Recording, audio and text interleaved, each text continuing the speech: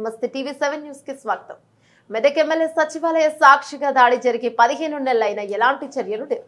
దాడి జరిగిన మరుక్షణం మంత్రులు, ఎంపీలు, ఎమ్మెల్యేలు, మాజీ మంత్రులు, మాజీ ఎమ్మెల్యేలు, మాజీ ఎంపీలు, మాజీ ప్రజాప్రతినిధులు, ప్రస్తుత ప్రజాప్రతినిధులు ఫోన్ ద్వారా ఎదురుపడినప్పుడు సానుభూతి వ్యక్తం చేశారు. కానీ కేసీఆర్ ఎప్పుడూ పలకరించలేదు, అడగలేదు. 15 నెలల తర్వాత మీడియా సమావేశంలో నా పేరు తీసుకున్నారు. ఇన్ని రోజులైనా ఎమ్మెల్యేపై చర్యలు తీసుకోకపోవడం శోచనీయం. ప్రభుత్వం ఇప్పటికైనా ఎమ్మెల్యేపై చర్యలు తీసుకుంటుందన్న నమ్మకంతో ఉన్నా. జనం ఆక్రోశిస్తే, జనం గట్టిగా మాట్లాడితే జర్నలిస్టులను జైల్లో పెడతారా?